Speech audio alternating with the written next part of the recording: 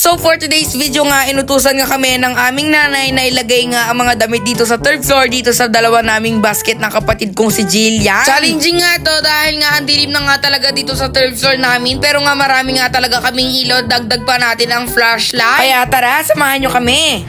So ayun na nga mga mare at kumpare, nandito nga tayo sa third floor ng bahay namin dahil nga mag-aayos tayo ng mga damit dito, pero hindi na masyadong marami kasi gabi na, tsaka ilalagay lang namin yun sa basket, kaya let's go na, start na natin. Pero bago yan, i-announce ko muna sa inyo ang bantay. Ayun nga, ulitin ko nga, nandito tayo sa third floor dahil nga aayusin natin ang mga damit. Ilalagay natin sila sa basket dahil natupi na sila. So ilalagay na nga natin sa basket. So kunin mo na ang mga baskets natin. So ayan, muna tayo, mag-phoenix muna tayo dito. So ayan. Ito yung mga ilalagay mo. So ang dami kasi mga damit dito, guys. So kailangan nating ilagay, ang ingin ng aso ka, kailangan nating ilagay sa basket sila. At tapos ibababa na natin doon sa second floor para ilalagay na namin sa kanya-kanya naming drawer. So let's go. Dito muna guys, yung mga blankets namin. So ito yung ilalagay ko dito. Dito yung mga blankets and dito naman yung mga damit-damit. Dito yung mga damit-damit guys. So ayan, wag din natin patatagalin dahil start na natin. Naiintindihan mo ba yun? Yeah. So ito nga pala guys, yung mga blankets na ilalagay natin dito sa basket. O di ba magkatugma pa, blankets, basket. So let's go. Ilalagay na natin siya para matapos na tayo kaagad. Ilalagay na natin dito. Ayan, para mamaya ilalagay natin. O ang dami ang ilalagay sa baba para ilalagay na natin sa kanya-kanyang drawer. Ito, ang kinumpuro. Ito naman ang kapatid ko guys. Ilalagay niya na rin ang mga damit. Ilalagay niya na ang isa-isang mga damit sa basket pare. Ayan, Gora Versi. Ayan, nilalagay niya na yan guys. Marami pa yung mga damit yan. Ayan. Tsaka meron pa mga nakasampay dun guys. Bukas na natin gagawin yan. Ayan. Bukas naman natin ano yung mga nakasampay guys. So eto nga guys, yung mga blankets dito. Ayusin na natin sila. Ilalagay na natin dito.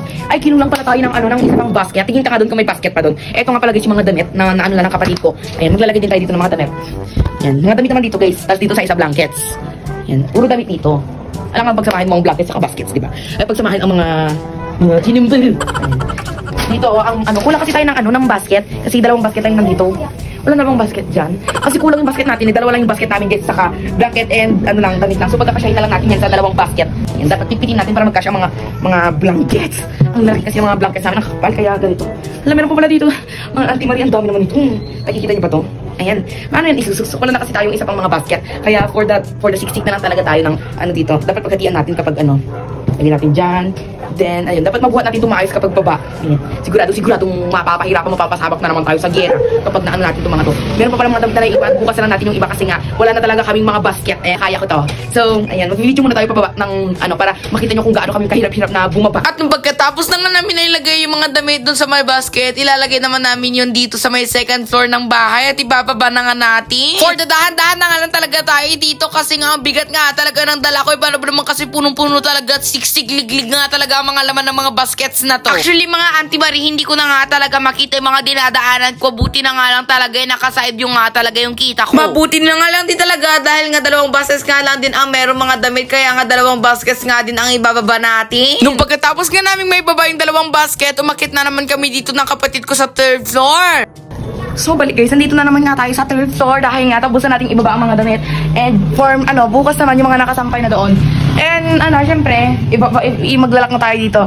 Papatay na natin ang mga ilaw dahil nga tapos na natin ibaba ang mga blankets and damit. Kaya magsasara na tayo ng pinto. Hindi nga kasi ako dun guys, ang bigat nga talaga ng mga blankets nga talaga. At dito nga naman talaga ang kapatid ko. Hello RJ.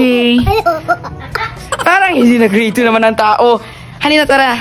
Tara, patay mo na yung ilaw dyan. At tara natin sa baba. Ayan. Pagpasensya nyo na guys kung dyan magulo. Okay lang yan. So, yan. Baba na tayo.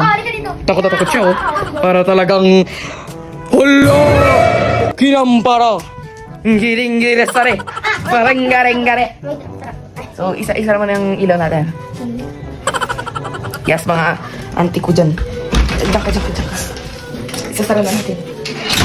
Sana wala mga sumama mga Auntie Marie. Jesus, sumbong!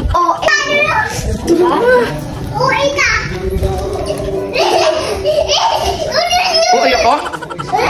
At Eto na nga po pala guys, yung binaba nating dalawang basket na punong-puno nga talaga ng mga blanket. Eto nga daw si RJ, sinabi niya nga sa akin na gusto niya nga daw tumulong. Kaya nga pinagbigyan na nga natin siya, tinulungan niya nga talaga ako. Pero parang ako nga talaga yung nagbubuhat pa. Naiintindihan ko kung bakit nga hindi niya nga muna ako matulungan ngayon. Dahil nga bata pa nga lang siya at hindi pa nga niya alam yung mga lakas na mga nalilika natin ngayon. So ganun na nga yun mga auntie Marie. So for the laro nga muna kami dyan ni RJ para naman pampaluwag-loob nga talaga. Kung nakikita nyo nga dito guys, siksik-liglig nga talaga itong mga baskets na to. Kaya nga nahihirapan nga talaga ako sa pagbaba niyan kasi ang bigat-bigat nga talaga. Ikaw ba naman talaga magbaba ng ganyang kalaki at siksik-liglig nga. So yun lang muna guys for today's video. Maraming salamat sa panonood.